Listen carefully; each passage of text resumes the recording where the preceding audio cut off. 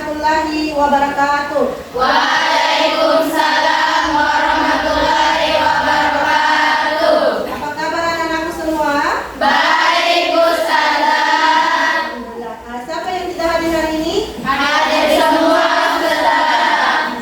Jadi kita bertemu lagi hari ini.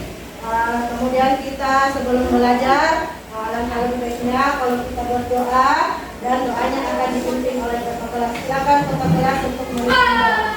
Sebelum kita memulai pelajaran kita pada pagi hari ini, alangkah baiknya kita berdoa. Berdoa dimulai.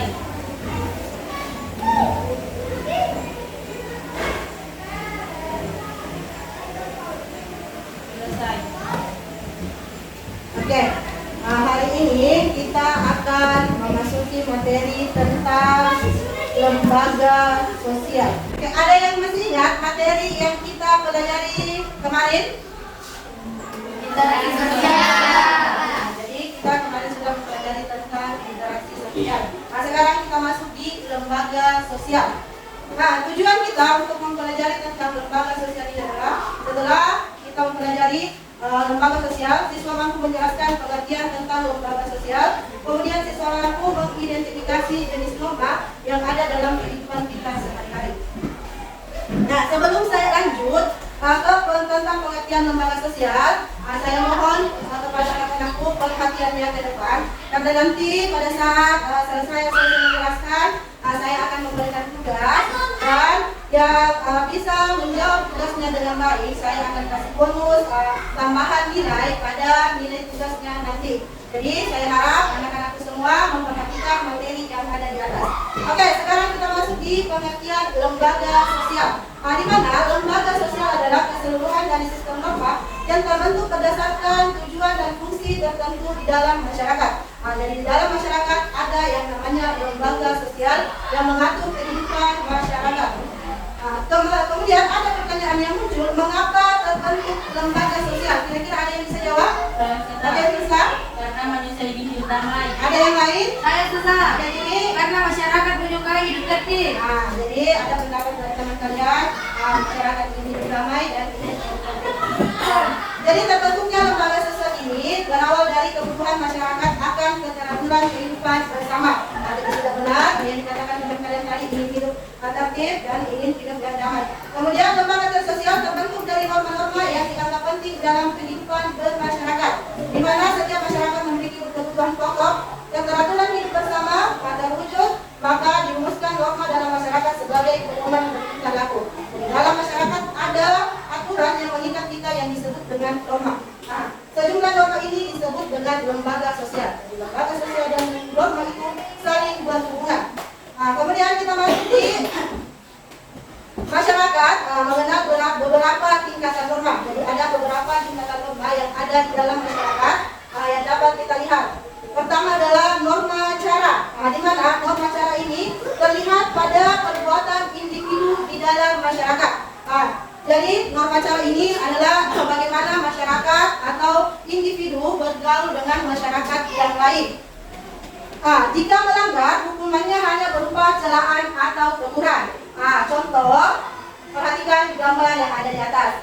Contohnya, kalau siswa yang sering terlambat akan mendapatkan teguran atau celaan dari temannya. Apakah dia dikatakan anak pemalas atau anak yang tidak teratur dalam kehidupannya. Kemudian yang kedua adalah kebiasaan. Di mana kebiasaan ini yang sering kita lakukan secara berulang dalam bentuk yang sama. Apabila ada seseorang yang melanggar norma kebiasaan ini, hanya diberikan teguran saja.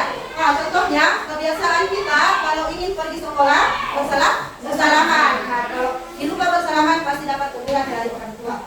Kemudian ada norma dengan tata kelakuan. Di mana tata kelakuan ini dia sudah terdapat pengawasan jika terjadi penyimpangan. Jadi ada pengawasan dari lembaga tertentu. Jadi kalau ada yang melanggar akan mendapatkan sanksi yang telah ditetapkan oleh lembaga tersebut. Contohnya di sekolah.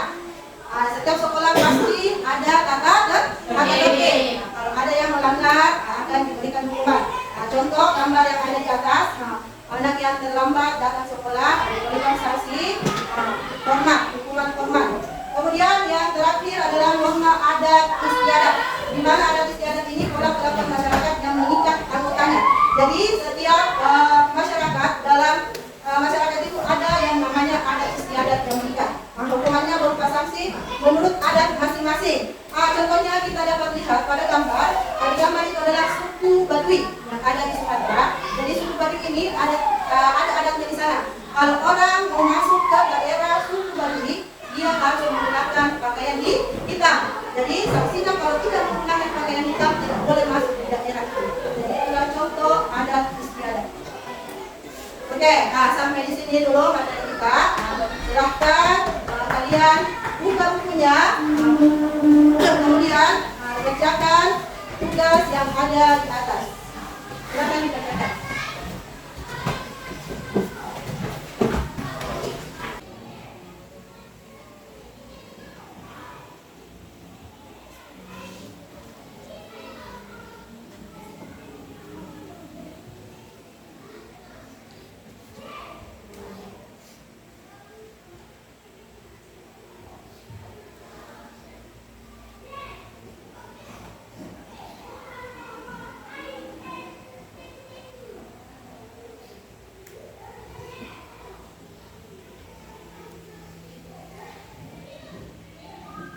Selesai?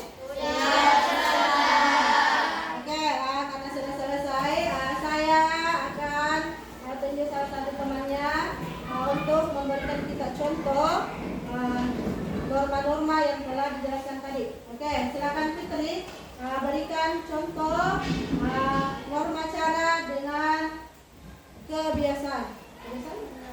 Contoh norma cara, siswa yang membuang sampah sembarangan dicap sebagai siswa motor. Terus? Kebiasaan, siswa selalu berdoa sebelum belajar. Jadi itu adalah contoh norma cara dan kebiasaan yang sering kita lakukan di kehidupan kita sehari-hari. Kemudian ada norma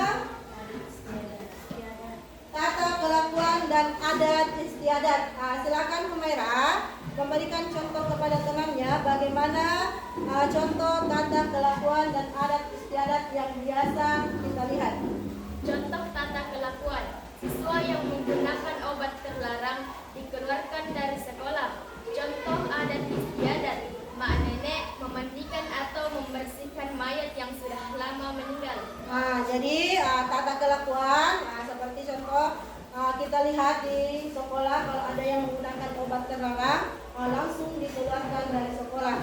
Kemudian tadi temannya contoh adat istiadatnya itu adat dari Toraja yaitu mak nenek, di mana adat mak nenek itu adalah memandikan mayat yang sudah lama meninggal, menggantikan bajunya, membersihkan mayat, kemudian menggantikan bajunya. Itu adalah adat dari suku Toraja. Oke, sampai di sini dulu materi kita. Pertemuan berikutnya kita akan mempelajari tentang interaksi antar individu.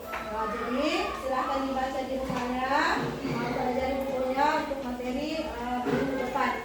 Baiklah, kita akan melakukan kesimpulan apa yang telah kita pelajari hari ini. Yang pertama ada yang namanya lembaga sosial yang mengikat masyarakat dalam hubungan.